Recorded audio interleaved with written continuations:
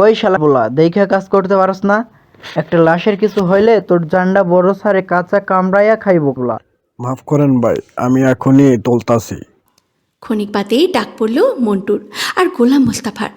কালো রঙের এক বড় সড়ো হুডি জড়িয়ে ভেতরে প্রবেশ করেছে আগন্তুক। পরনে কালো রঙের হুডি, চোখে চশমা, মুখে মাস্ক, অবয়বটা আবরণে মোড়ানো। সবচেয়ে অদ্ভুত বিষয় তার তর্জনী আঙুলে ঈগল পাখির মুখ আকৃতির একটা আংটি, যেটার মাথাটা বড্ড ধারালো এবং তীক্ষ্ণ, ছোট্ট শিকারির ঠোঁট। আর সেই ঠোঁটের ভিতরেই লুকানো রয়েছে পটাশিয়াম সায়ানাইড বিষ। আংটির মাথার অংশে অতি ক্ষুদ্র এক চেম্বার, যেটা বাইরে থেকে ধরা যায় না। ঈগল মুখের ধারালো ঠোঁটটা এক প্রকার সূক্ষ্ম ক্যাপসুলের মতো বানানো, ভেতরে সামান্য তরল আকারে ভরা রয়েছে বিষ। একবার ঠোঁটে চেপে ধরলেই ক্ষুদ্র সূচের মতন ফোঁটা বেরিয়ে আসবে, আর যার শরীরে লাগবে সেকেন্ডের মধ্যেই মৃত্যু নিশ্চিত।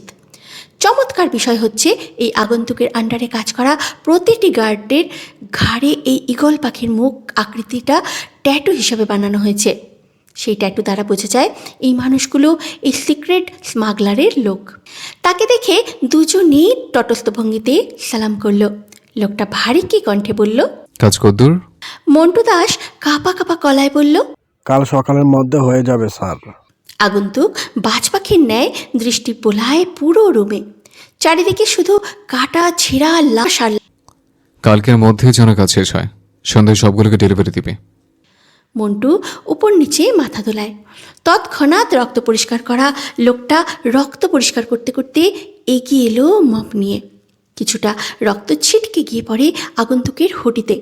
অগ্নিদগ্ধ হলো সে। চোখে মুখে এক অদ্ভুত হিংস্রতা। কেঁপে উঠল ছেলেটা। গোলাম মোস্তাফা খ্যাক করে উঠল। দেখে কাজ করবার পারস না? দিল্লি তো স্যারের জামাটা নষ্ট কইরা। স্যার আপনি দয়া করে রাগ করবেন না। আমি হাতের ইশারায় গোলাম মোস্তাফাকে থামিয়ে দিল আগন্তুক। আচ্ছা ওকে, কাজে মনোযোগ দাও সবাই। কালো রঙের ভারী দুইটি সোফা পাশাপাশি সাজানো।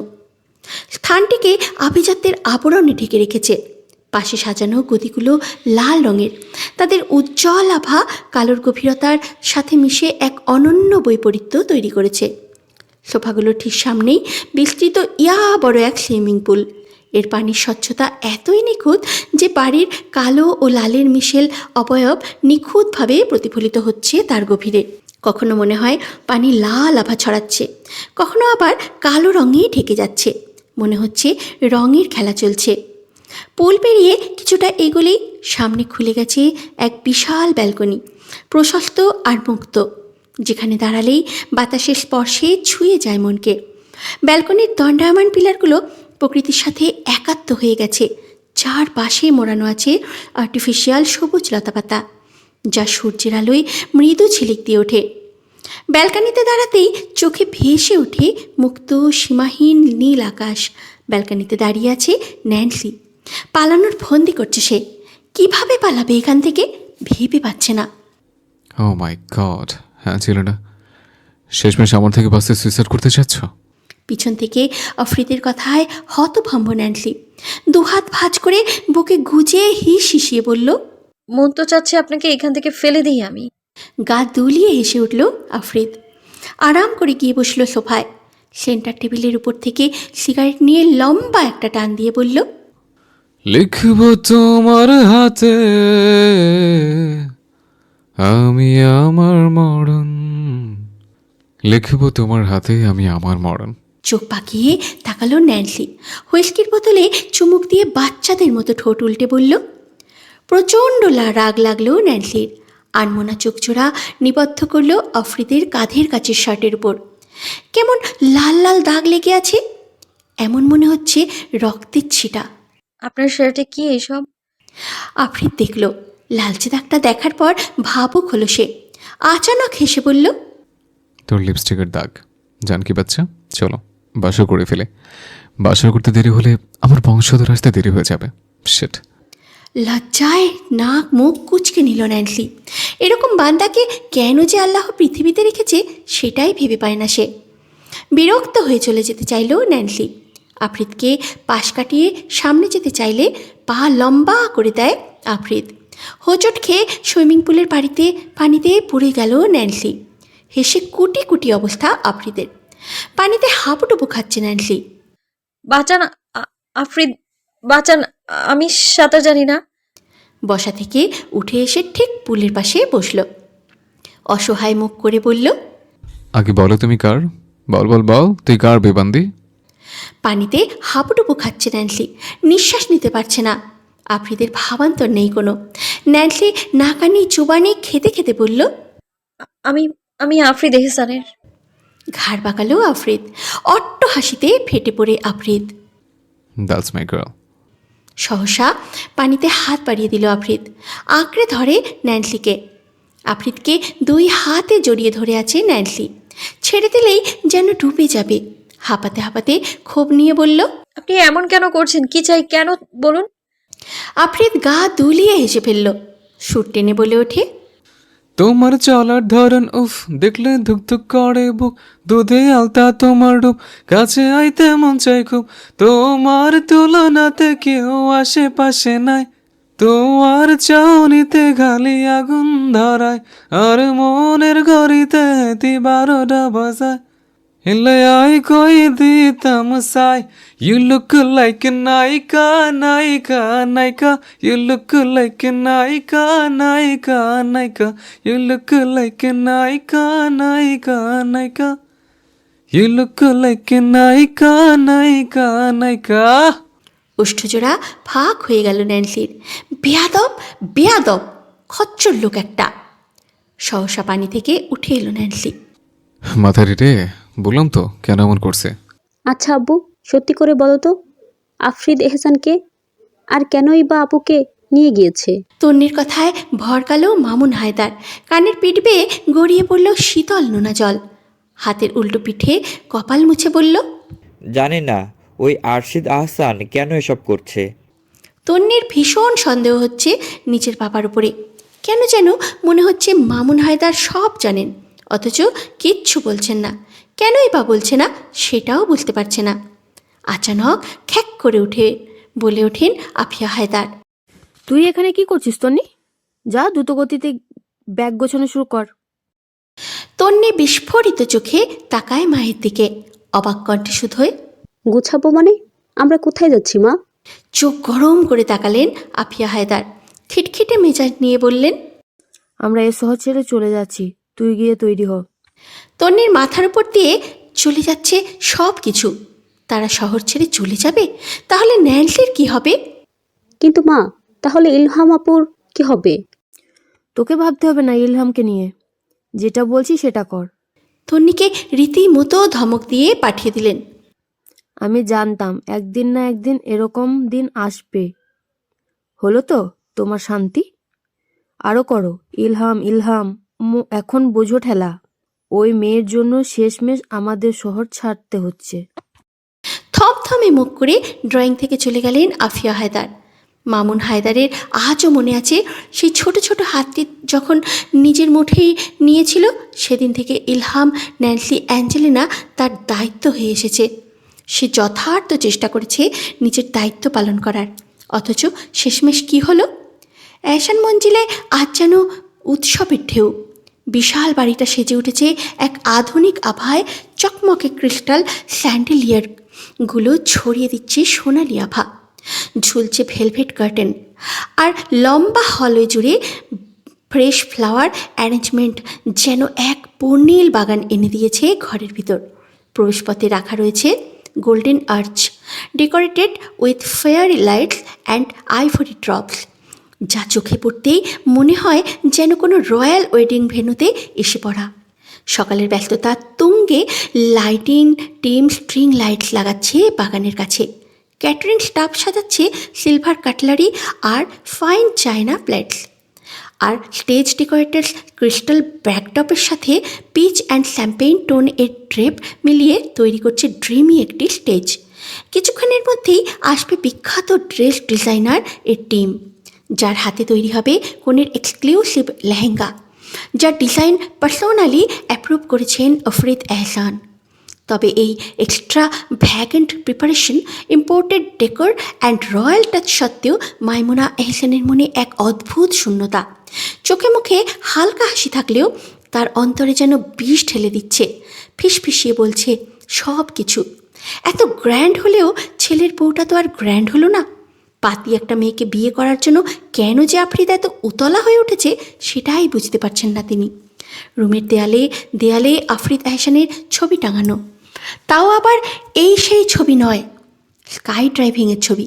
কোনোটায় হেলিকপ্টার থেকে জাম্প দিচ্ছে, তো কোনোটায় আবার প্লেনের পিছনের র্যাম্প রোড থেকে খোলা, সেখান থেকে জাম্প করছে। কি আশ্চর্য এই লোকটার, ভয় ডর কি কিছুই নেই। আগে তো রিলস ভিডিও এসবে দেখাতো মানুষজন শখ করে স্কাই ড্রাইভিং করে, আর এখানে তো আফরিদ এহসান মারাত্মকভাবে আসক্ত এটার প্রতি। এই তো কিছুক্ষণ আগেই ফাহমিদার সাথে কথা হলো, সে বলল আফরিদ নাকি কিছুদিন পর পর এই দেশে ওই দেশে ঘুরে বেড়ায় একমাত্র স্কাই ড্রাইভিং করার জন্য। রুমে চুপচাপ বসে আছে ন্যান্সি, শীত করছে ভীষণ। আফরিদের জ্যাকেট জড়িয়ে আছে সে। ওই যে আফরিদ ইচ্ছে করে তাকে সুইমিং পুলে ফেলে দিয়েছিল, তারপর থেকেই ঠান্ডায় শরীরটা জমে এসেছে যেন। আফরিদের জ্যাকেট কখনোই পরতো না সে, কিন্তু নিচে বাঁচলে বাপের নাম, আগে বাঁচুক, এরপর আফরিদকে দেখে নেবে। লোকটা আস্ত একটা বেয়াদব, কী যে আনন্দ পাচ্ছে এসব করে আল্লাহ মালুম। হাই বান্তি রে, আই শালি, গরিবের নিতে আম্বানা ডিজাইনার চলে এসছে, নিচে চল। আফ্রিদের হেয়ালিপনা মোটেও পছন্দ হলো না ন্যান্সির। বিরক্তির রেশ মিশিয়ে বলল, বিয়ের এত তাল যখন উঠেছে তাহলে বাংলাদেশে কি আর মেয়ে চোখে দেখেননি? আমাকেই তুলে আনতে হলো। সহসা ডান হাত আফ্রিদ নিজের বুকে চেপে ধরে ন্যান্সির। নাটকীয় ভঙ্গিতে বলে ওঠে, ইস, মাথারে কি বলে রে, পরান যায় জ্বলিয়া রে, পরান যায় জ্বলিয়া রে। দুই হাত ভাঁজ করে বুকে গুছিয়ে ন্যান্সি। আফ্রিদের বেহুদা কথাগুলো শুনলে গা পিত্তে জ্বলে ওঠে। আচানক আফ্রিদ বাচ্চাদের মতো ঠোঁট উল্টায়, বড় নাজুক লাজুকতার ন্যায় বলে ওঠে, ইস, বাসর ঘরের কথা ভাবলে আমার শরম লাগছে রাঁচিলে না, এই শরমে মরণ না হয়। বহুরূপী দেখেছে, কিন্তু আফ্রিদের মতো বহুরূপী দেখেনি ন্যান্সি। কি অভিনয় জানে! আফ্রিদকে লজ্জা পেতে দেখে কোথাও লজ্জাও বোধ হয় লজ্জা পাবে।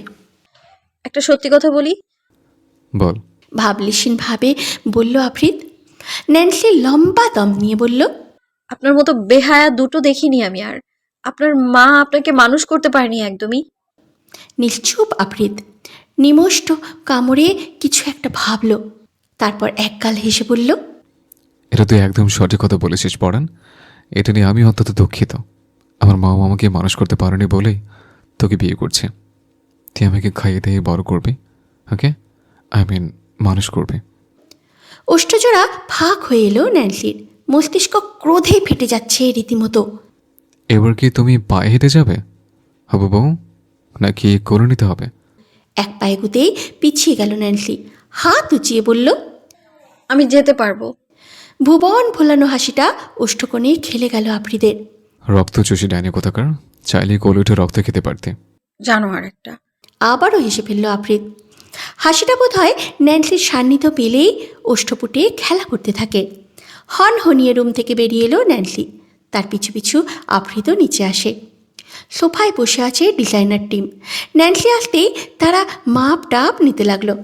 এত ঢং তো এর আগে কখনোই করেনি ন্যান্সি। মার্কেটে গিয়েছে, যা ইচ্ছে পছন্দ করে নিয়ে চলে এসেছে, এনাফ।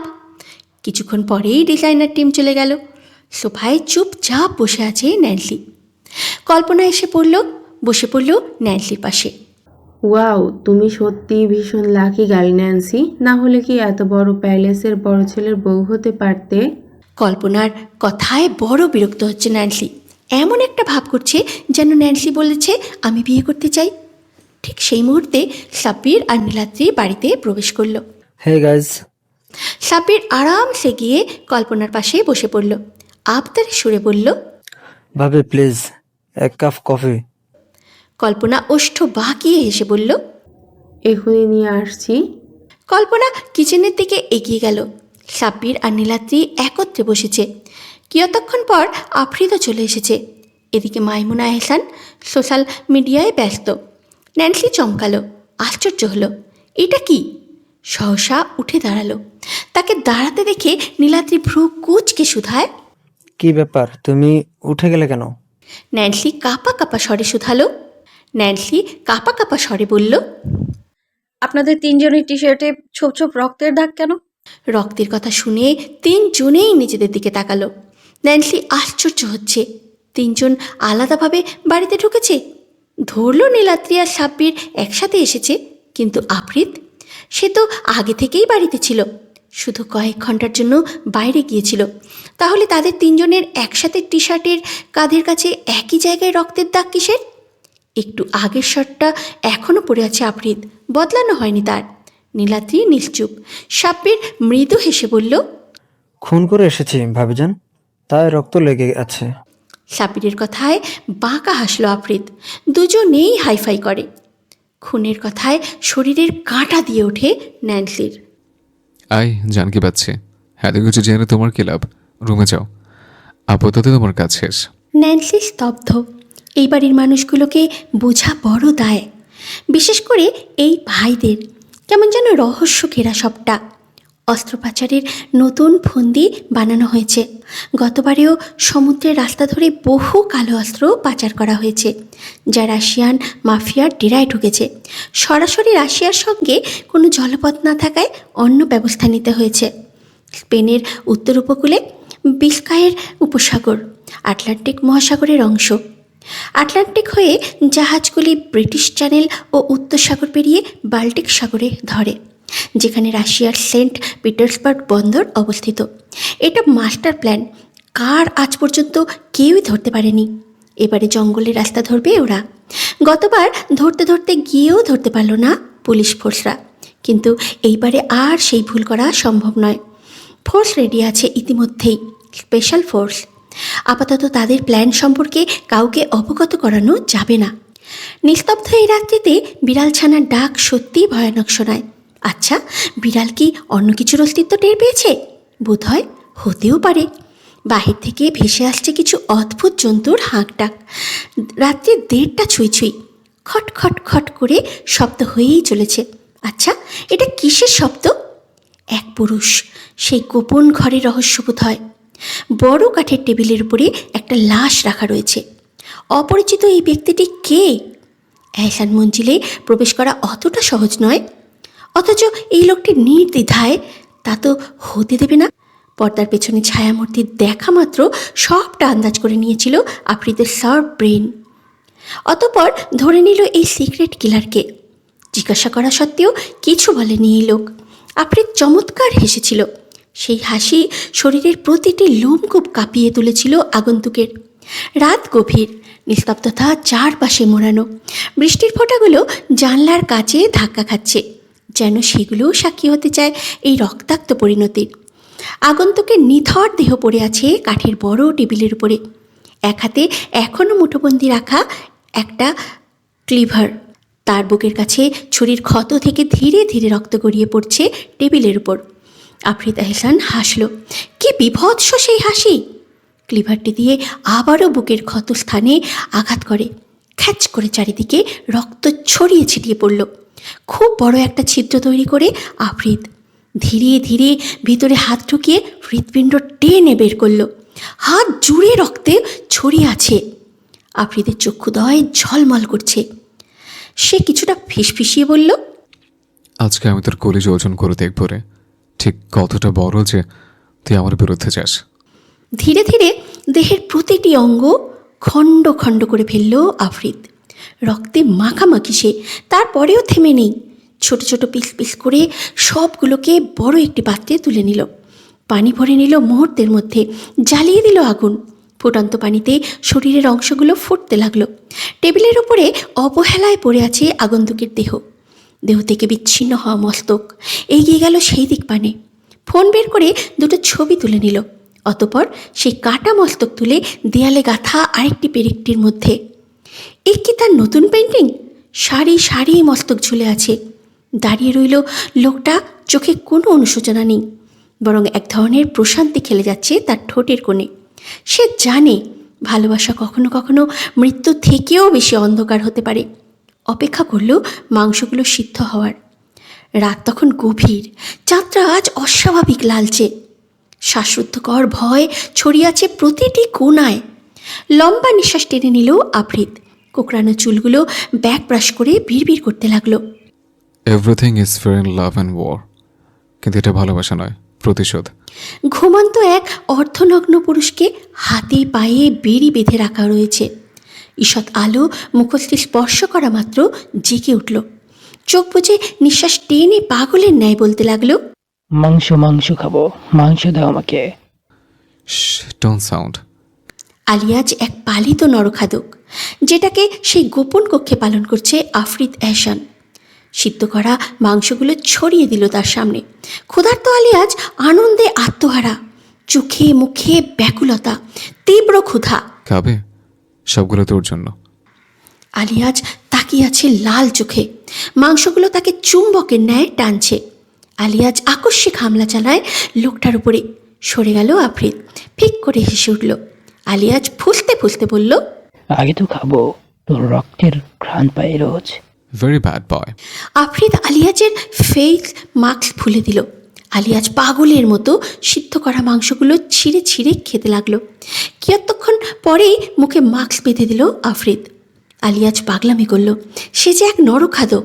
নিজের সামনে জল জ্যান্ত একটা মানুষ আছে, অথচ খেতে পারছে না। আজকে আমার গায়ে হলুদ, কাল আমার বিয়ে। উফ। আফ্রিদের আনন্দের শেষ নেই। সে নাকি বিয়ে করছে। ঈশান বরাবরের ন্যায় মুখখানা গম্ভীর করে দাঁড়িয়ে আছে আফ্রিদের পাশে। তার গম্ভীর মুখখানি দেখে প্রচুর বিরক্ত হলো আফ্রিদ। আই যাওরা, সারাদিন মুখ বাংলার বাচ্চার মতো করে রাখছো কেন? সহসা দাঁত বের করল ঈশান। তার বিটকেল মার্কা হাসি দেখে ভ্রু উঁচিয়ে শুধোয়, দাঁতগুলো ব্রাশ করিস নি?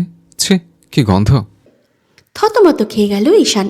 অস্থির কণ্ঠে বলে, না না বস, আমি দুবেলা ভালো মতো দাঁত ব্রাশ করি। চুপ কর বলদ। যা, সাউন্ড বক্স নিয়ে আয়, আজকে আফ্রিদ এহসান ডান্স করবে। ঈশান রাকিবকে ইশারা করতেই সে বড় সড়ো সাউন্ড বক্স নিয়ে এলো। আফ্রিদি সোফায় পা দোলাতে দোলাতে বলল, মাই মোস্ট ফেভারিট সং, রুব্বানে নাচে কোমর দুলাইয়া। রিমোট ক্লিক করতেই সাউন্ড বক্স বেজে উঠল। হাজার দর্শক মন মজাইয়া নাচগো সুন্দরী কমলা। আরে হাজার দর্শক মন মজাইয়া নাচগো সুন্দরী কমলা। প্রেমিক পুরুষ আরে রহিম মিয়া। রূপবানে নাচে কোমর দুলাইয়া। রূপবানে নাচে কোমর দুলাইয়া। আরে রূপবানে নাচে কোমর দুলাইয়া। রূপবানে নাচে কোমর দুলাইয়া।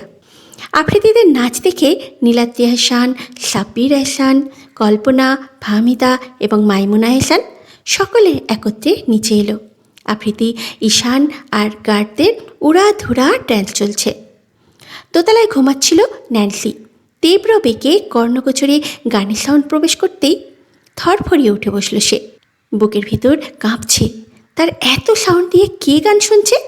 তড়িঘড়ি করে রুম থেকে বেরিয়ে নিচের উদ্দেশ্যে পা বাড়ায়। নিচে আসতেই চোখ গেল ড্রয়িং রুমের দিকে।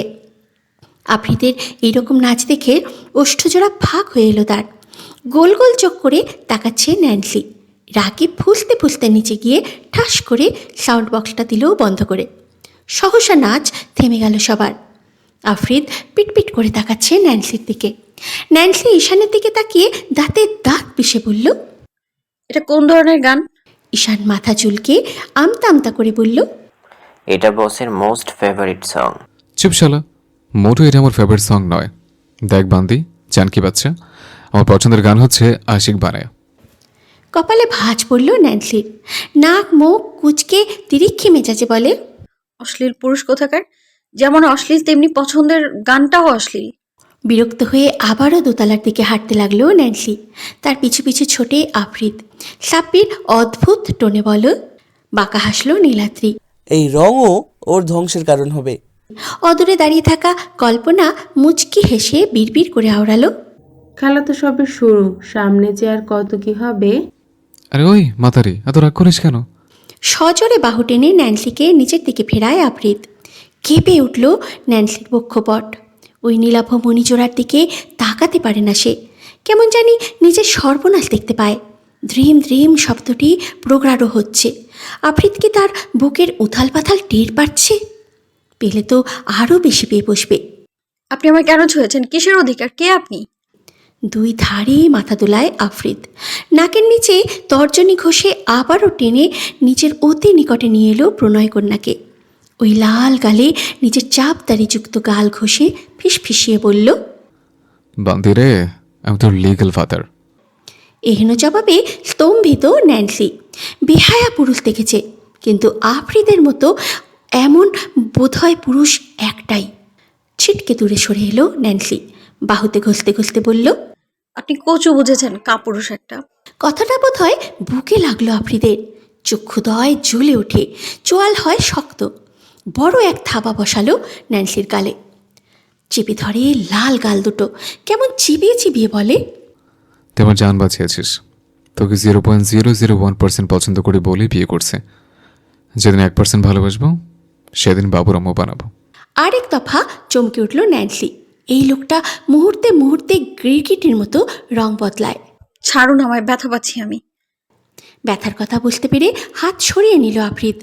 লম্বা শ্বাস নিয়ে নিজেকে শান্ত করে এক গাল হেসে বলল, গেট রেডি বান্দি, কাল বিয়ে।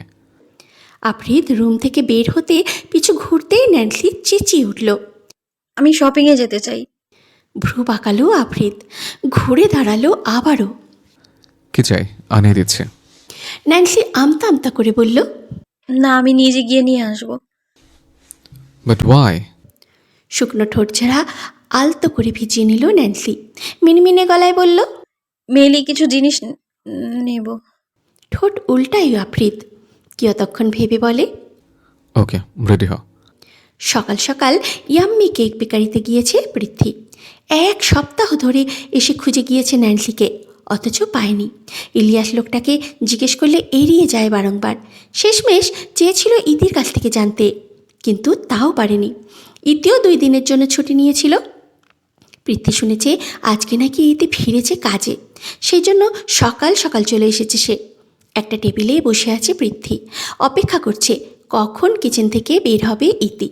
অবশেষে তার অবসান ঘটিয়ে বেরিয়ে এলো ইতি। পৃথ্বীকে দেখে কিঞ্চিত অবাক হলো। এত সকালে সে কি করছে এখানে? আরে প্রীতি, তুই এত সকালে কেমন আছিস? পৃথ্বী তড়িঘড়ি করে বলে, এই তো ভালো আছি, কিন্তু আমার একটা কথা জানার ছিল। ইতি টেবিল ঠিক করতে করতে বলল, হ্যাঁ বল না, কি জানতে চাস? পৃথ্বী সন্দিহান কণ্ঠে শুধায়, ন্যান্সি কোথায় রে? আজ 1 সপ্তাহ হয়ে গেছে ন্যান্সিকে পাচ্ছি না। ওর সাথে আমার ভীষণ একটা দরকার আছে। ন্যান্সির নাম শুনে হাতটা থেমে গেল ইতির। শুকনো ঢোক গিলল সে। প্রীতি, তুই হঠাৎ ইলহামকে কেন খুঁজছিস? বলো ভাইয়া প্লিজ, ও কোথায়? আমি ওর বাড়িতে গিয়ে পর্যন্ত খুঁজে এসেছি, কিন্তু আশ্চর্যের বিষয় বাড়িতেও নেই, এবং কি বাড়ির কেউ সেখানে আর থাকে না। মামুন হায়দার নাকি বাড়িটা বিক্রি করে চলে গেছে। ইতি সূক্ষ্ম নিঃশ্বাস ফেলে বলল, ইলহামকে আর কখনোই পাবি না প্রীতি। হতে পারে আমরা কেউই আর ওকে কখনোই দেখতে পাবো না। আশ্চর্য হলো পৃথ্বী। অস্থির কণ্ঠে শুধায়, কিন্তু কেন? এহসান মঞ্জিল। এহসান মঞ্জিল নামটা শুনেই বিস্মিত নয়নে তাকালো পৃথ্বী। এই মঞ্জিলের ত্রিসীমানায় ঘেঁষতে পারে না কেউ। চারিদিকে অহরহ গার্ড, সিসিটিভি ক্যামেরা লাগানো। সেখানে যাওয়া মানে নিজের মৃত্যুকে আলিঙ্গন করা। কি বলিস তুই? ন্যান্সি ওইখানে মানে? মঞ্জিলের বড় ছেলে নিয়ে গেছে ইলহামকে, কিন্তু কেন নিয়ে গেছে তার কিছুই জানি না। নির্বাক পৃথ্বী। তবে কি আর কখনোই ইলহামকে দেখতে পারবে না সে? তার লাল টমেটো সুন্দরী কি তার হবে না? হঠাৎ করে তার জীবনে এসেছিল, আর হঠাৎ করেই এইভাবে হারিয়ে যাবে? পৃথ্বীকে নিশ্চুপ দেখে ইতি শান্ত কণ্ঠে বলল, আমি আর মামুন আঙ্কেল কোথাও সেটাও জানি না আমি। দেখ প্রীতি, নিজের বিপদ ডেকে আনিস না। তুই তো জানিস ওই মঞ্জিলের কথা, তাই বলছি দূরে থাক। আর ভুলে যা, ইলহাম, ন্যান্সি, অ্যাঞ্জেলিনা নামে কেউ ছিল আমাদের জীবনে। কথা খুঁজে পেল না পৃথ্বী। আদতেও কি ভোলা সম্ভব? ঢাকার বুকের মাঝখানে দাঁড়িয়ে আছে বিশাল আকার যমুনা ফিউচার পার্ক। বাহিরে থেকে মনে হয় যেন কাঁচে মোড়ানো এক রাজপ্রাসাদ আকাশ ছুঁতে চেয়েছে।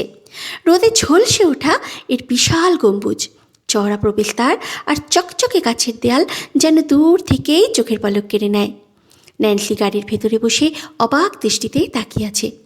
এত বড় মল এর আগে কখনোই দেখেনি সে, কারণ এখানে আসে নির্দিষ্ট শ্রেণীর মানুষ যাদের নাগাল তার জীবনে খুবই কম মেলে।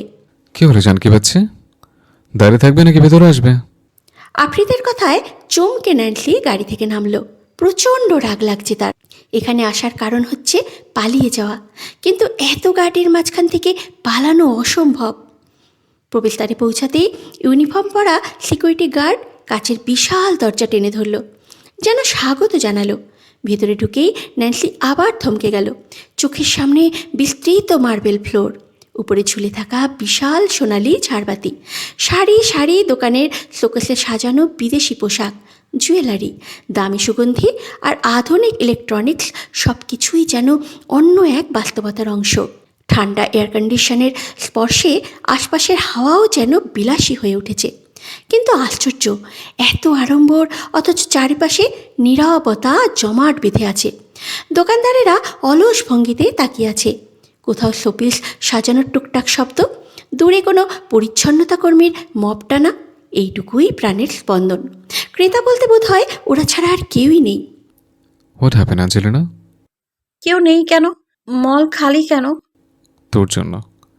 আফ্রিদের নির্বিকার জবাব শুনে চমকে তাকালো ন্যান্সি। মানে? আফ্রিদ সামনের দিকে এগুতে এগুতে বলল, বান্দিরে, তোর জন্য পুরো মল বুকড। আজকে তুই শুধু এখানে শপিং করবি। গরিব মানুষ, তো এটুকুই করলাম। চোখ পাকিয়ে তাকালো ন্যান্সি। লোকটার কোনো কথাই বিশ্বাসযোগ্য নয়। ন্যান্সি আশপাশে ঘুরে ঘুরে নিজের পছন্দের জিনিসগুলো নিতে লাগলো। একটা শোরুমে ঢুকলো ন্যান্সি।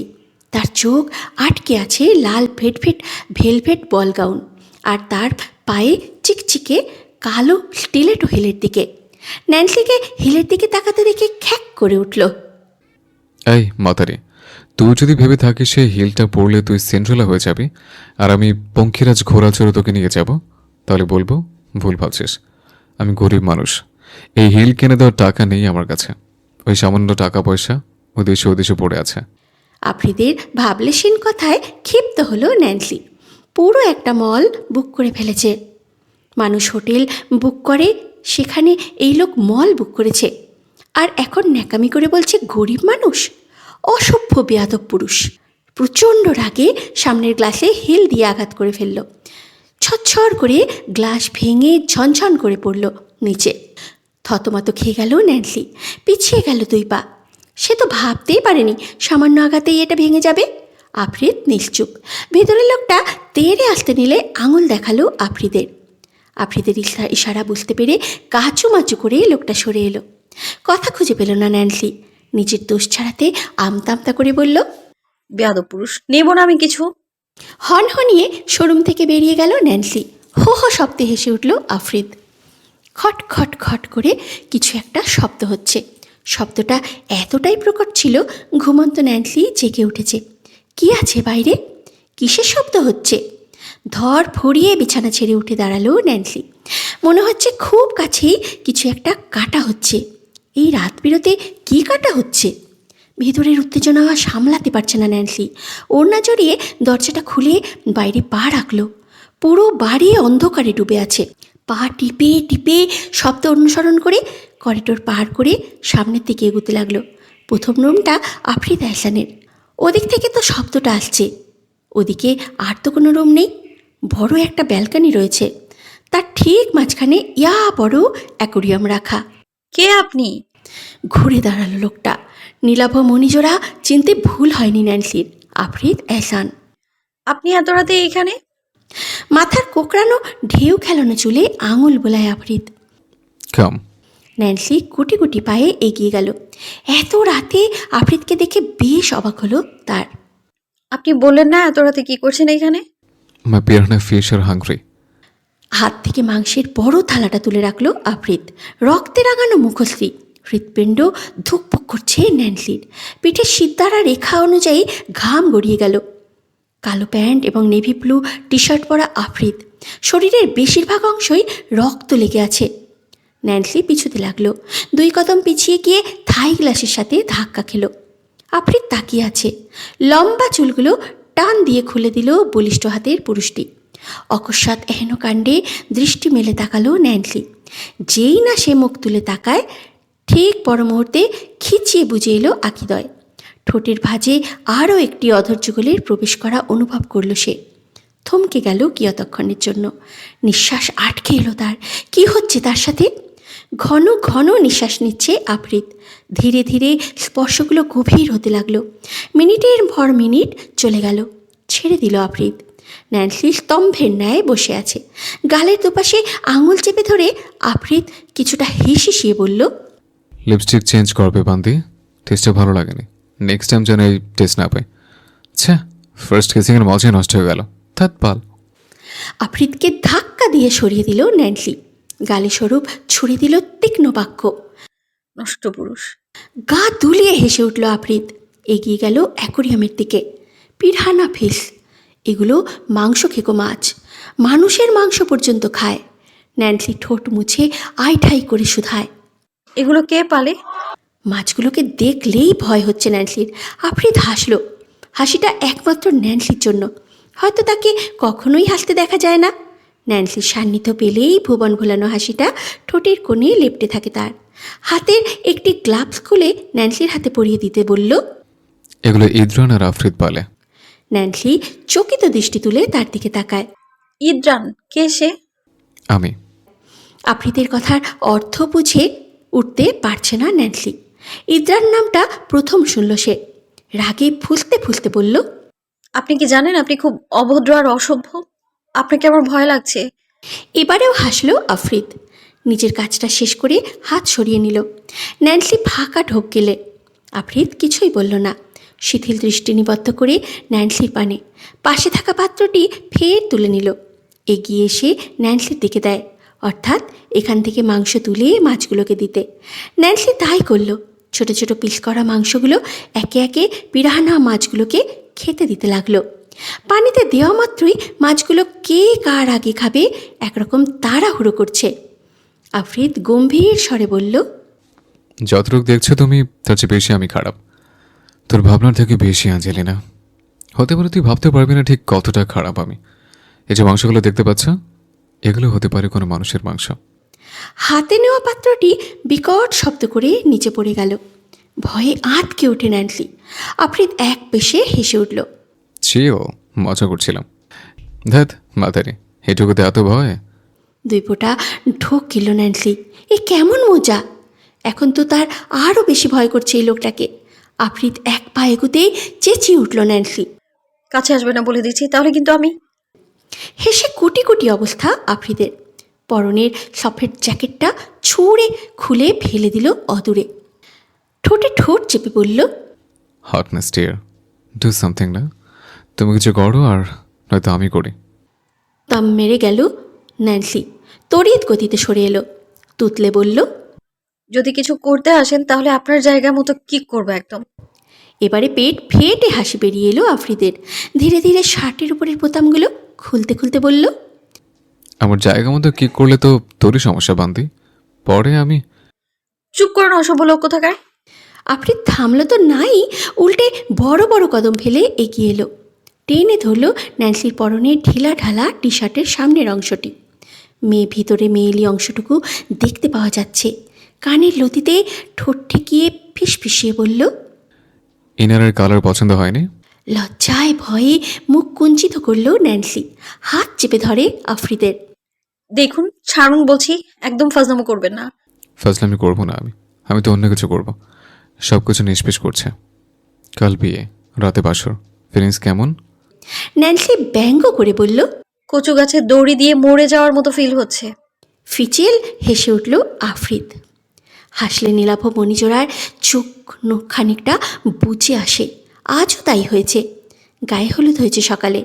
জোরপূর্বক হলুদের অনুষ্ঠান করেছে আফ্রিদ। এখন আবার মেহেদি অনুষ্ঠান। গান বাজছে দেদার সে। বিরক্ত হচ্ছে ন্যান্সি। আচানক আফ্রিদকে দেখতে পেল। ন্যান্সি হাতে মেহেন্দি দিচ্ছে। আফ্রিদ নিজেও ন্যান্সির নামটা মেহেন্দি দিয়ে হাতে লিখিয়ে ফেলেছে। আচানক আফ্রিদ চেঁচিয়ে উঠল, এশানোর বাচ্চা, বালের ঘরের আবাল, বিয়ে আমার ফেভারিট গানটা বাজা চালা। ঈশান ঠোঁটে ঠোঁট টিপে হেসে ফেলল। সাউন্ড বক্সে বেজে উঠল অদ্ভুত সিলেটের ট্রেন্ডিং গানটা। সাথে সাথে ঠোঁট মেলায় আফরিদ এহসান। হাথো মাকসইন মেহেন্দি, লগে ব্র্যান্ডের দামি ওয়াচ, শরমের ঠেলায় রুমাল মুখে সবদিরা নাচ, নতুন বৌরে দেখতা, তান হাটে মারের ফাল, চান্দর লাখান কন্যা দেখা দামান্থ বেসামাল, সিলেটিয়া রঙ্গিলা দামান, যাইতা শ্বশুরবাড়ি, যাইতা শ্বশুরবাড়ি। আফ্রিদের চাহনিতে ফোঁস করছে ন্যান্সি। বধূকে দেখে পিছলে হাসে আফ্রিদ। মনে মনে ভাবুক হয় ন্যান্সি, এই লোকটা সিলেটি ভাষায় কথা বলে কেন? অনেক কিছুই সিলেটি টাইপ। বিয়ের লেহেঙ্গা পরেছে ন্যান্সি, মাথায় ইয়া বড় একটা লাল দোপাট্টা, 2 হাত ভর্তি মেহেন্দি, আর চমৎকারই মেহেন্দি দেওয়া হয়েছে। গলায় একটা প্ল্যাটিনামের নেকলেস, বিশেষ করে বিয়ে উপলক্ষে আনানো হয়েছে। ড্রেসিং টেবিলের আয়নায় নিজেকে দেখছে ন্যান্সি। মনে হচ্ছে সে যেন একটা কাঠের পুতুল, তাকে যেভাবে ইচ্ছে সেভাবে নাচানো হয়েছে। আঁখিজোড়া টই টুম্বর করছে। মামুন হায়দারকে ভীষণ মনে পড়ছে তার। লোকটা বাবা না হয়েও তার বাবা, তার সবচেয়ে আপনজন। অথচ আজকের দিনে সে কাছে নেই। Wow Nancy, you are looking so pretty. কল্পনার কথায় ঘুরে দাঁড়ালো ন্যান্সি। কল্পনা আর ফাহমিদা একত্রে আছে। ফাহমিদা চট চলতে গিয়ে ন্যান্সির কয়েকটা ফটো তুলে ফেলল। ছোট ভাবি, আসলেই তোমায় দারুণ লাগছে। জোরপূর্বক হাসার চেষ্টা করলো ন্যান্সি। কল্পনা ন্যান্সির গলায় নেকলেসে হাত বুলিয়ে বলল, লাকি গার্ল, না হলে তো। বাকি কথা সম্পূর্ণ করতে পারল না। তার পূর্বেই মাইমুনা এহসান ভিতরে প্রবেশ করলেন। তাড়াতাড়ি চলো, সবাই অপেক্ষা করছে। আজকেও তিনি স্লিভলেস ব্লাউজ পরেছেন, পিছনের দিকটাও অতিরিক্ত খোলামেলা। ন্যান্সি বুঝে উঠতে পারেন না এই মহিলা কেমন। মাইমুনা এহসান কল্পনার উদ্দেশ্যে বলল, ওকে তাড়াতাড়ি নিয়ে এসো, হারি আপ। ফাহমিদা আর মাইমুনা এহসান বের হতেই কল্পনা হাইলাইটস করতে চাইল ন্যান্সির গালে। ন্যান্সি সরে এলো, রিনরিনে গলায় বলল, আমার গাল এমনিতেই লাল, প্লিজ। কল্পনা লক্ষ্য করেছে এই মেয়েটার গাল মাত্রাতিরিক্ত লাল। হ্যাঁ, ঠিকই বলেছ, হাইলাইটস করলে বোধহয় ভূত দেখাবে। নিজের কথাতেই খিক করে হেসে উঠল। ন্যান্সি নিশ্চুপ, হাসি থামিয়ে ভাবলেশীনভাবে বলল কল্পনা, চলো যেতে হবে, না হলে দেখা যাবে দেবরজি উপরেই চলে আসবে। ন্যান্সি নড়ল না। তাকে ঠায় দাঁড়িয়ে থাকতে দেখে সন্ধিহান কণ্ঠে শুধায় কল্পনা, তুমি হাত লুকাচ্ছ কেন? এই তোমার হাতে ওটা কি? আরে ওটা। মম কোথায় অ্যাঞ্জেলিনা? কল্পনাকে পাঠিয়েছি নিয়ে আসতে, এক্ষুনি এসে যাবে। একটু অপেক্ষা করো, ভাইয়া এক্ষুনি ছোট ভাবি চলে আসবে। দেখো ব্রো, তোমার বউ আবার পালিয়েছে কিনা। অগ্নিদগ্ধ দৃষ্টিতে তাকালো আফ্রিদ। মিঙিয়ে গেল নীলাদ্রির কণ্ঠস্বর। বসা থেকে উঠে দাঁড়ালো আফ্রিদ। শেরওয়ানির প্রথম দুটো বোতাম টেনে খুলে ফেলল। দাঁতে দাঁত পিষে বলল, কুত্তার বাচ্চা শুধু ঘোড়ায়, আজকে ধরলে ওরে খাইছে। রাগে ফুসতে দোতলার দিকে পা বাড়ায় আফ্রিদ। তৎক্ষণাৎ ঈশান দৌড়ে এলো, ব্যস্ত কণ্ঠে বলল, বস, ম্যাম পালাচ্ছে। কথাটা যেন বজ্র মেঘের মতো আঘাত হানে আফ্রিদের কর্ণগোচরে। আচ্ছা, দাঁড়াচ্ছিস কেন? নাকি আমার বাল ছেড়ে অপেক্ষা আছিস? গাড়ি বের কর। ঈশান নত মস্তিষ্কে দৌড়ে বাইরে গিয়ে গাড়ি বের করলো। পাশে থাকা ফুলদানিটা ছুঁড়ে ফেললো আফ্রিদ। মুহূর্তের মধ্যে ঝড় উঠেছে বাড়িতে। ঈশানের চোখকে ফাঁকি দিয়ে তারই গাড়ি নিয়ে বেরিয়ে গেছে ন্যান্সি। গাড়ি চালাতে সে আগে থেকেই জানে, যতটা সম্ভব দ্রুত স্পিডে গাড়ি চালাচ্ছে। হাতে রিভলভার আফ্রিদের। তাদের কালো গাড়িটা পিছু করছে ন্যান্সির সাদা রঙের গাড়িটার। হাত কাঁপছে ন্যান্সির। পিছনেই গাড়িটা আসছে। কান্নায় আঁকিপোত ঝাপসা হয়ে আসে। সে ভয় পাচ্ছে আফ্রিদকে, তাকে মেরে ফেলবে লোকটা। পরপর নিশানা লাগিয়ে সাদা গাড়ির দিকে রিভলভার তাক করে আফ্রিদ। ঈশান আটকে ওঠে। বস, ম্যামের লেগে যাবে। তুই গাড়ি চালিয়েছেন, আবার নাহলে বেঁচে থেকে লাভ নেই, রক্ত চুষি নারীর। আফ্রিদের আদেশে যতটা সম্ভব দ্রুত স্পিডে গাড়ি চালাচ্ছে সে। ঠাই করে দুটো বুলেট ছুটতেই কন্ট্রোল হারালো ন্যান্সি। দিশে হারা মেয়েটা। দিকবিদিক হারিয়ে থামাতে হলো গাড়িটা। সজোরে মাথাটা গিয়ে বাড়ি খেলো স্টিয়ারিংয়ে। ব্যথায় কোকিয়ে উঠল মেয়েটা। ইতিমধ্যেই গার্ডরা ঘিরে ধরেছে তাকে। কম্পিত ন্যান্সিকে টেনে বের করলো আফ্রিদ। চেঁচিয়ে উঠল ন্যান্সি, ছাড়ুন আমায় আফরিদ, প্লিজ ছাড়ুন। বান্তির বাচ্চা তুই আমাকে রেখে পালিয়ে আসার সাহস দেখাস? এত সাহস তোর? কলিজা মেপে দেখবো ঠিক কতটা বড়। হু হু শব্দে কেঁদে ফেলল ন্যান্সি। ছেড়ে দিন না পারবো না, প্লিজ। Not possible. কালো গাড়ির সামনে চেপে ধরে আছে আফরিদ। কপাল বেয়ে ঘাম ঝরে তার। অশ্রুসিক্ত নয়ন চোখ তুলে একবার চোখের পলক ফেলল আফ্রিদের মুখটা। অশ্রুসিক্ত নয়নে চোখ তুলে এক পলক তাকালো আফ্রিদের মুখের দিকে। এককাল হাসল আফ্রিদ। এত ক্লান্তির মধ্যেও তবুও সেই হাসিটা কত স্নিগ্ধ লাগছে। কুত্তার বাচ্চা, কতটা দূর করেছিস? হ্যাঁ এই শলি, কথা বল। ফুপিয়ে ফুপিয়ে কাঁদছে ন্যান্সি। এই বেয়াদবের সঙ্গে সে পেরে উঠবে না কখনোই। আমি আমি আপনাকে ভালোবাসি না। হেসে উঠল আফ্রিদ। ছোটবেলায় কটা থাপ্পড় খেয়েছিস সেটা বল। আফ্রিদের অদ্ভুত প্রশ্ন শুনে প্রশ্নবিদ্ধ চোখে তাকায় ন্যান্সি। বল, কটা থাপ্পড় খেয়েছিস? একটাও না, কখনো না, কেউ মারেনি। দীর্ঘ শ্বাস ফেলল আফ্রিদ। তাহলে বোধহয় সূচনাটা আমাকেই করতে হবে। তোর লাল নরম নরম গালে গরম গরম থাপ্পড় দিতে বহু কষ্ট হবে। থাপ্পড়ের কথা শুনে চকিতে সরে এলো ন্যান্সি। বিস্ফোরিত কণ্ঠে বলল। আফ্রিদ ঈশানকে ইশারা করতেই গাড়ি থেকে গ্লাভস নিয়ে এলো। সেগুলো হাতে পড়তে লাগলো আফ্রিদ। ভাবলেশীন ভাবে বলল, নিজের হাতে তোকে থাপড়াইতে কষ্ট হবে, তাই পরের হাতের গ্লাভস দিয়ে থাপড়ালে কষ্ট হবে না। আতঙ্কিত ন্যান্সি পিছুতে লাগলো। প্লিজ প্লিজ ছেড়ে দিন। আফ্রিদ ঈশানের উদ্দেশ্যে ঘাড় বাঁকিয়ে বলল। গোনা স্টার্ট কর। বেচারা ঈশান অসহায় মুখ করে তাকালো ন্যান্সির দিকে। সপাটে একটা থাপড় বসালো আফ্রিদ। এক থাপড় খেয়ে মাথা ঘুরছে ন্যান্সির, কিন্তু আফ্রিদের থামার নাম নেই। একের পর এক থাপ্পড় দিয়েই চলেছে ন্যান্সির তুলতুলে লালচে রঙা গালে। দুই হাতে নিজের গাল চেপে ধরে কেঁদে ফেলল মেয়েটা। সরি সরি, আর পালাবো না। 32 পাটি দাঁত বের করে হেসে উঠল আফ্রিদ। সব একটা হয়েছে, দাঁড়া আর দুটো দিয়ে 16 কলা পূর্ণ করি। গাড়িতে বসে আছে ন্যান্সি। গাল জ্বলে যাচ্ছে তার, অথচ কোনো ভাবান্তর নেই। বারবার নাক টানছে একটু পরপর। এত জোরে জোরে কেউ থাপ্পড় দেয়? এই লোকটা, এই একটা লোক যে কিনা মিনিটে মিনিটে রং বদলায়, বলে কিনা নিজের হাতে থাপ্পড় দিলে ব্যথা পাবে, অথচ পরের হাতে থাপ্পড় দিলে ব্যথা পাবে না।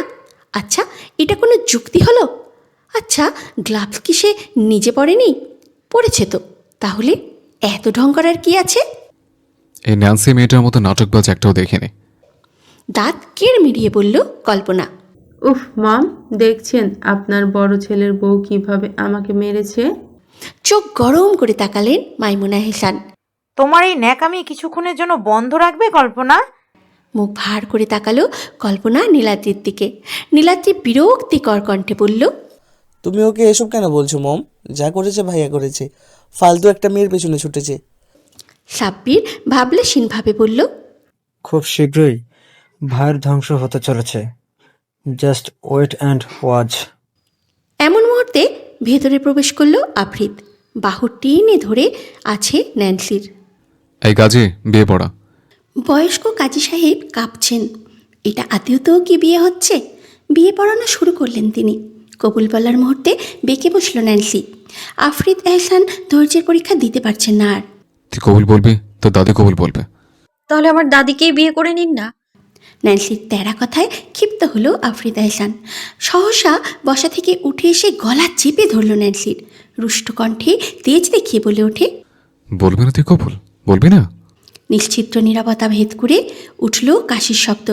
গলায় বলিষ্ঠ হাতের চাপ পড়তে নিঃশ্বাস প্রায় বন্ধ হয়ে আসছিল ন্যান্সির। ছটফট করছে সে, শরীর জুড়ে আতঙ্কের কম্পন, চোখ জোড়া বিস্ফোরিত, যেন কণ্ঠে আটকে থাকা প্রাণটুকু মুক্ত করার চেষ্টা করছে। তার এই কষ্ট ভরা ছটফটে এক টান দিয়ে ছিঁড়ে ফেলল আফ্রিদ এহসানের বুকের জেদি রাগ। কিন্তু নিজের ক্রোধকে সংযত করতে পারে না সে। প্রতিবারই এমনই হয়, চায় না কষ্ট দিতে, তবুও দিয়েই ফেলে। তার আঙুলের শক্তির চাপে যখন ন্যান্সির শ্বাসরুদ্ধ প্রায়, তখনই আটকে উঠল আশেপাশের সবাই। চেঁচিয়ে উঠলেন মাইমুনা হেসান, আফরিদ, কি করছিস তুই? চারিদিক স্তব্ধ। ন্যান্সি কেশে উঠেছে কষ্টে। ঠিক তখনই আফ্রিদের ছোট বোন ফাহমিদা ছুটে এলো, হাতে এক গ্লাস পানি। ভাবি, পানি খাও। কিন্তু ন্যান্সি পানি খেলো না। উল্টো ছুঁড়ে ফেলল সেই কাচের গ্লাস মেঝেতে। ঝনঝন শব্দে ছড়িয়ে পড়ল গ্লাসের টুকরো। সেই শব্দে কেঁপে উঠল চারিদিক। ভ্রুকুচকে তাকালো আফ্রিদ। কুত্তার বাচ্চা, এত নাটক করছিস কেন? চুপচাপ কবুল বল, কাহিনী শেষ। কথাটা বলতেই খেপে গেল ন্যান্সি। তুই কুত্তা, তোর 14 গোষ্ঠী কুত্তা, জানোয়ার। এত এত গালি দিয়ে ন্যান্সি দাঁড়ায়নি। ভারী লেহেঙ্গার বাঁধা উপেক্ষা করে চুরির ঝংকারে চোখে ক্রোধের জ্বলন্ত আগুন নিয়ে দৌড়ে বেরিয়ে গেল সে সদর দরজা পেরিয়ে। সবাই থ হয়ে তাকিয়ে রইল। যেন এক বজ্রপাতে মুহূর্তেই স্তব্ধ হয়েছে পুরো প্যালেস। কারো বোঝার উপায় নেই এই মুহূর্তে কী ঝড় আসবে তার জীবনে। আফ্রিদ ঠায় দাঁড়িয়ে রইল কিয়তক্ষণ। ফাহমিদা বাইরে যেতে চাইল ন্যান্সিকে নিয়ে আসতে, অথচ তার পূর্বেই গর্জে ওঠে আফ্রিদা এহসান। কেউ যাবে না, ওর ব্যবস্থা আমি করছি। কথাটা বলে হনহনিয়ে পা বাড়ালো বাইরের দিকে। গাড়ির চাবি নিয়ে কোনো রকমে গাড়িতে উঠে বসলো ন্যান্সি। যেই গাড়ি স্টার্ট দেবে তার আগেই হন্তদন্ত হয়ে ভেতরে ঢুকে এলো আফ্রিদ। আফ্রিদকে দেখে আত্মা কেঁপে ওঠে ন্যান্সির।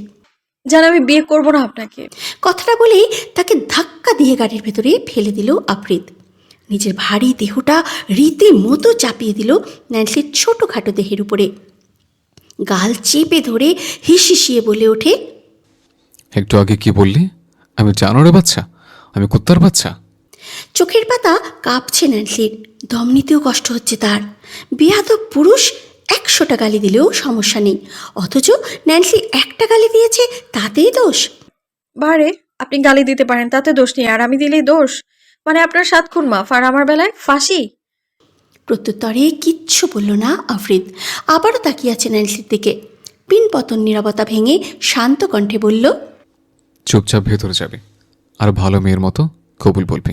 কেঁপে ওঠে ন্যান্সি, নাক বোচা করে বলল, ভালো করে বলেন। ফোঁস করে নিঃশ্বাস ছাড়ল আফ্রিদ।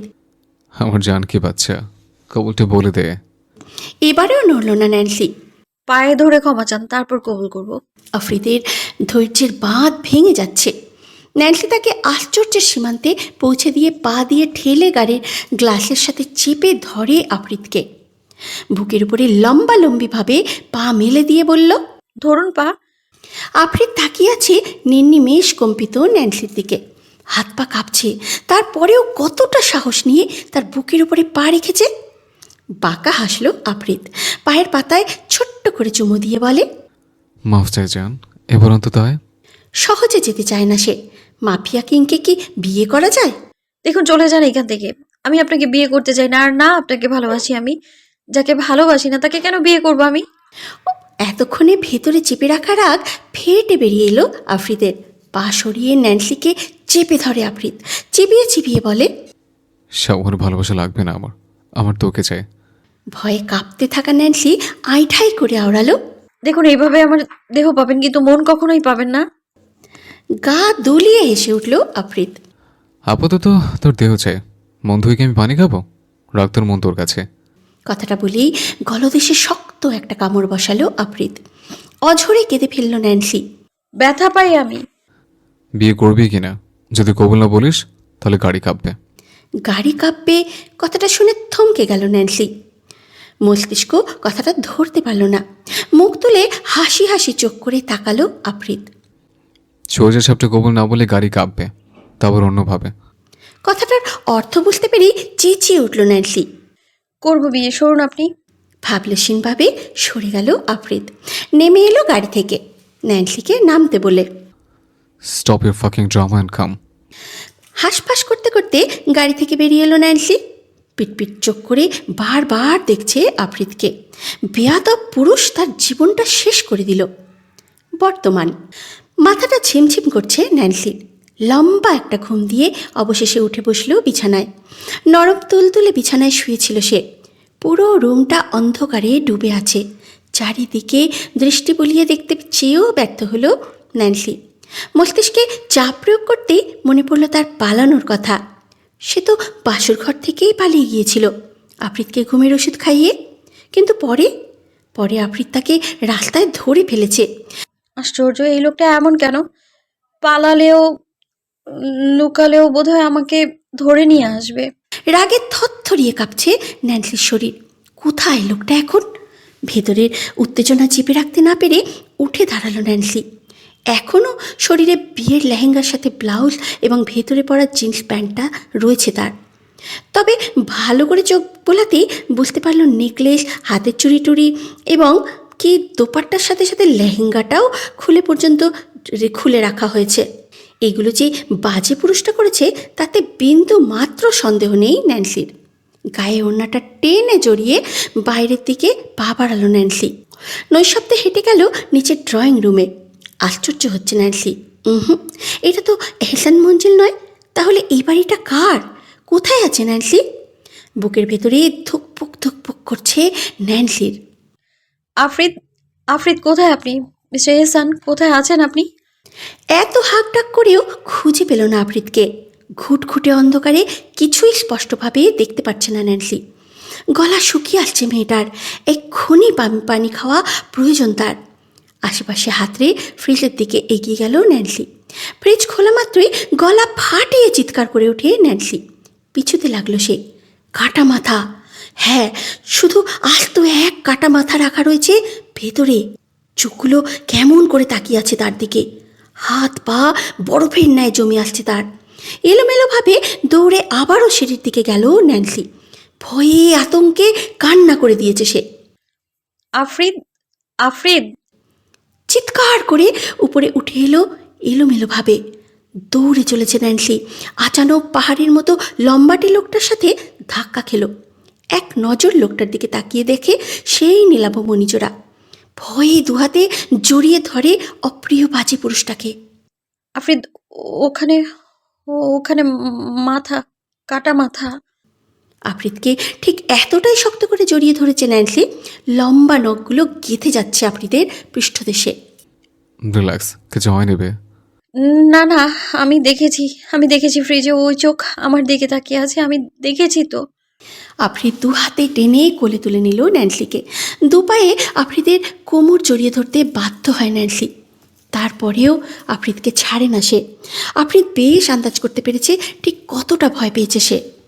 ওই মাতারি, আমাকে কন্ট্রোলেস করতে চাইছিস? বারবার নাক টানছে ন্যান্সি। এছাড়া কোনো শব্দই শোনা যাচ্ছে না। ন্যান্সিকে নিয়ে রুমের দিকে হাঁটা দিল আফরিদ।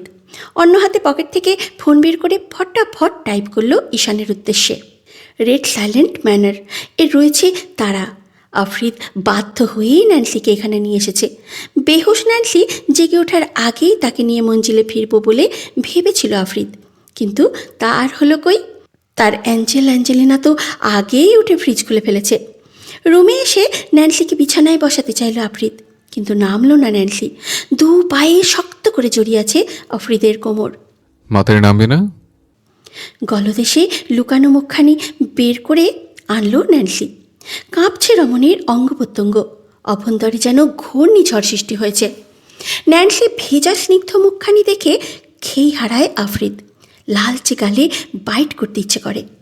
বারংবার চিকন নাকের টকা ফুলে উঠছে কান্নায় করার দরুন।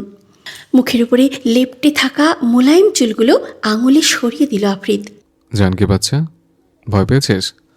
বাচ্চাদের মতো উপর নিচে অবিরাম মাথা দোলায় ন্যান্সি। একগাল হাসলো আফরিদ।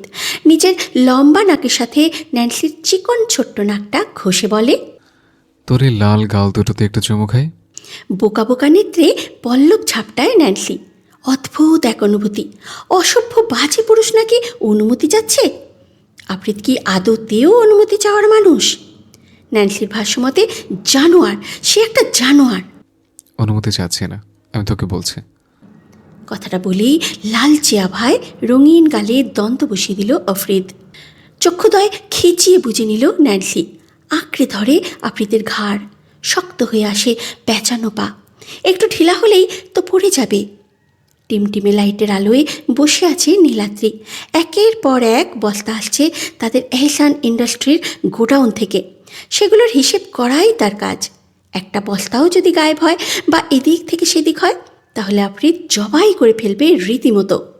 এই এই বস্তাগুলো যেন একটাও না ছেড়ে, যেমন এনেছে তেমনভাবে ভিতরে নিয়ে যা।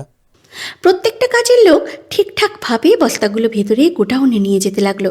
তাদের মধ্যে আলিফ নামে একটা ছেলে হুমড়ি খেয়ে পড়ল বস্তাসহ। ফলস্বরূপ বস্তা থেকে বেরিয়ে এলো এক ছোট বস্তা অস্ত্র। অস্ত্রগুলো দেখে আঁতকে ওঠে ছেলেটা, মাটি খামচে ধরে পিছুতে লাগলো। বসা থেকে উঠে আসে নীলাদ্রি, দাঁত কিরমিরিয়ে বলল, মাদার ফাকার, ইডিট কোথাকার, এই আতাউর এটাকে কে কাজে রেখেছে? হ্যাঁ, আতাউর দৌড়ে এলো গোডাউনের বাইরে। জি স্যার বলেন।